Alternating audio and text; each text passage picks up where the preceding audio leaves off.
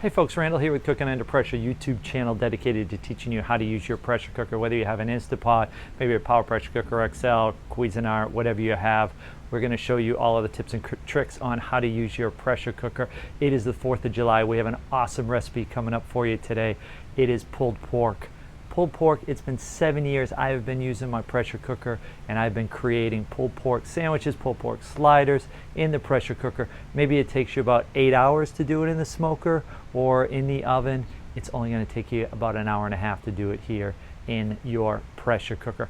4th of July, we've got the weekend coming up. What a great time, barbecue. I hope you have a pressure cooker by now. You had Mother's Day, you had Father's Day. Hopefully someone bought you a pressure cooker because you're going to get a chance to make the best pulled pork you've ever made. If you get a chance, subscribe below, hit the notification bell, and we'll get you all of the newest videos. Here comes the best pulled pork video you've ever seen, coming up next.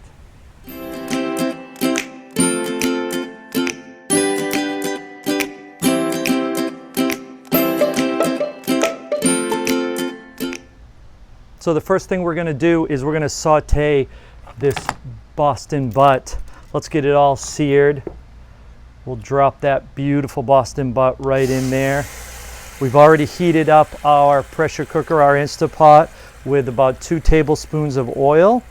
And we're going to take a few minutes just to sear every side.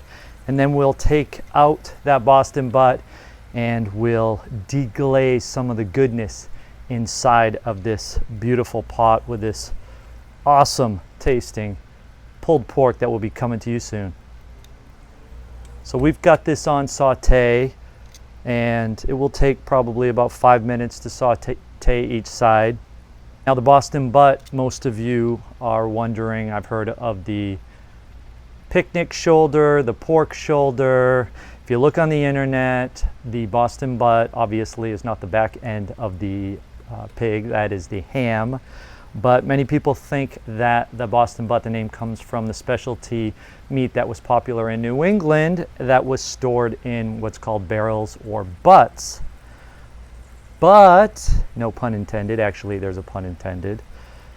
The more you read about it, the more that probably wasn't true, and that the name actually came from butt as in butt end, like the butt end of a gun or something like that, the butt end of a cigarette, the butt being the end of the pork shoulder. So whatever you believe on the internet or the history books, but they are called a Boston butt. So that's what we're cooking up today. See this nice meat. We'll just flip this over couple of times. We'll do each side. Try to do the ends if you can. This is a 4-pound Boston butt. This is a 6-quart Instapot. If you get a 6 or 7-pound pork shoulder or Boston butt, make sure you use an 8-quart, because once you put the liquid in, it will get filled up a little bit too high. But a 4-pounder and a 6-quart is just perfect. So we'll try to sear all the ends of this. And this is a Boston butt with a bone in. You can buy bone in, or it doesn't have to be bone in, but I happened to get the bone in. I think it was like 10 or 12 bucks, very reasonable price. Now I already pre-seasoned this with one of my favorite seasonings I got from a friend of mine who lives in Memphis. Wilmer lives in Memphis, and I used to go when I worked over there to one of my favorite barbecue restaurants in Memphis. As you know, Memphis is super popular for barbecue, but it was called the Commissary, and she sent me some dry rub from the Commissary that I put on this. Sometimes I use my favorite butt rub. You've seen that with my ribs before. Whatever rub you prefer, you can put on this Boston butt, and whatever rub you like and enjoy. I put it on and let it sit for about 15 minutes. You can let it sit for an hour if you'd like. But yeah, it's a rub seasoning for pork from the Commissary. If you ever get to Memphis, make sure you check out the commissary. All right, we're gonna take this out right now. You can see that nice golden sear. And what I'll do is at this point, we're gonna turn off the saute function. And what better way to to get up those nice juicy bits from the bottom and deglaze this. How about a little bourbon? We've got a little Jim Beam bourbon that we're gonna deglaze this with. Use a wooden spoon because you can really scratch off those good bits. You might see this in our cocktail of the day halfway through today's video. So I'm just gonna deglaze that. You can see a great job that it does. Yeah, put in a couple of tablespoons or a quarter of a cup. Depends on how much stickiness you got on the bottom there of that goodness, but we're deglazing that. Doesn't take more than a minute or so. It's come up nicely. And at this point, I'm going to put in the liquid. This is a 14.9 can of Guinness beer. We got a little kick off the top, but close to 2 cups.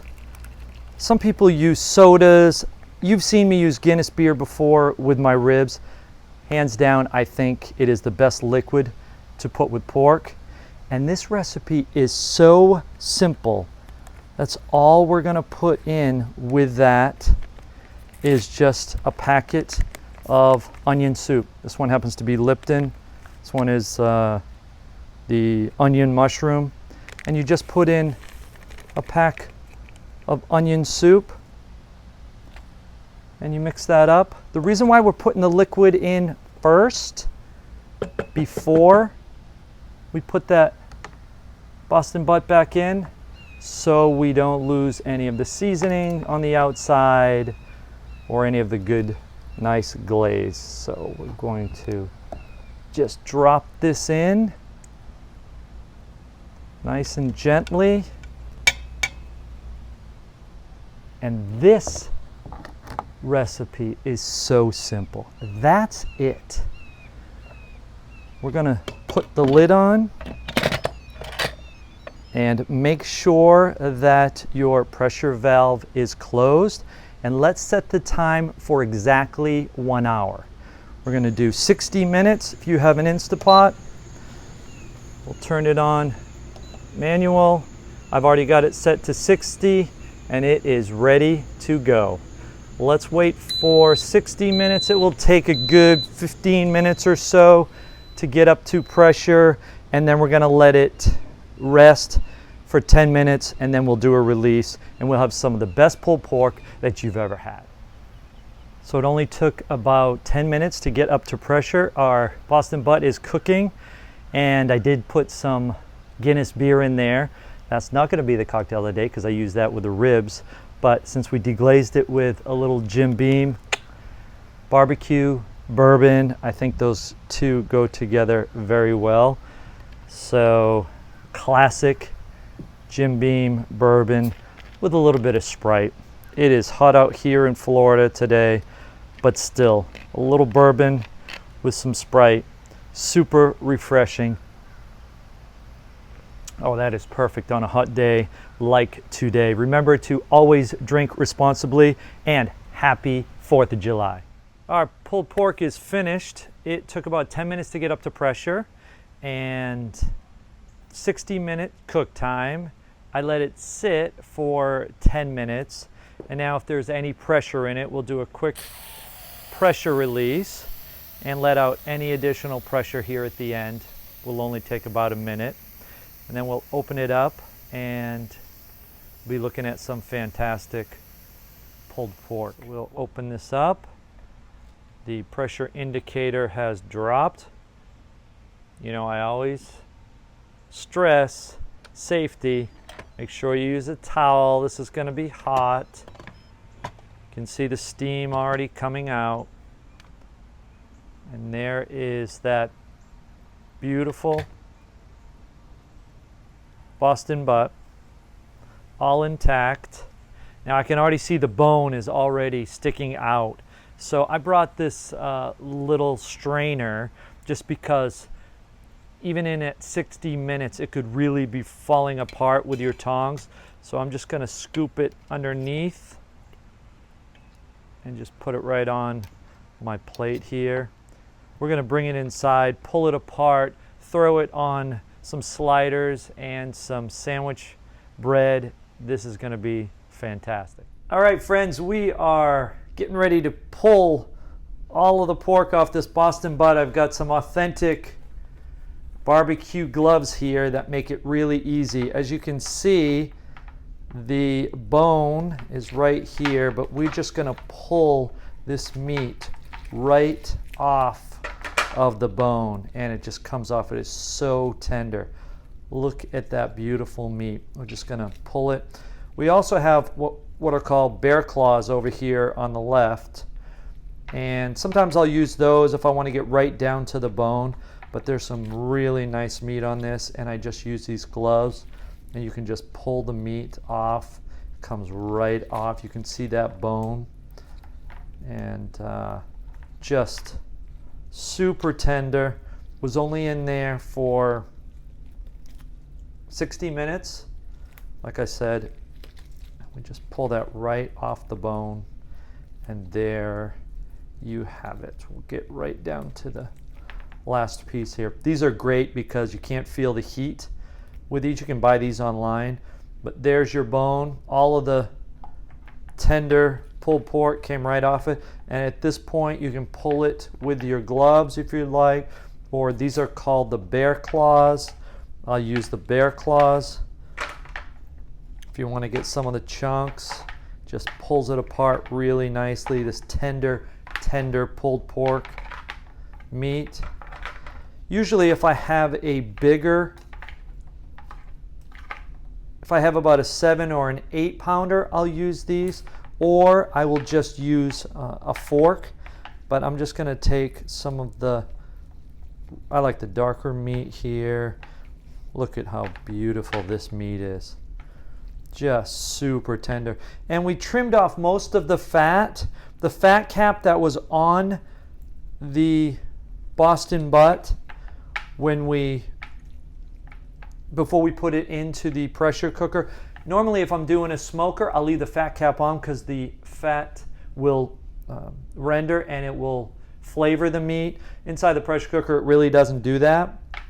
So I just cut it off completely. But we are going to we've got some slider rolls here. Let's just take off these gloves. So we've pulled that. Look at those chunks of awesome pulled pork meat. And we're just gonna take some of this tender meat. These might look familiar. They look like little basic rolls, but King's Hawaiian rolls, you gotta have them. These are the sandwich rolls or the hamburger rolls. You can also get the slider rolls. They're really tiny, but if you want to just make them for the kids, that's good too. These are the hamburger rolls, but they're more really on the slider side. And I just take this by my hand and look at how tender that meat is. Just take the pieces that you want, just pull it apart. Look at that meat. That was an hour and 20 minutes, folks.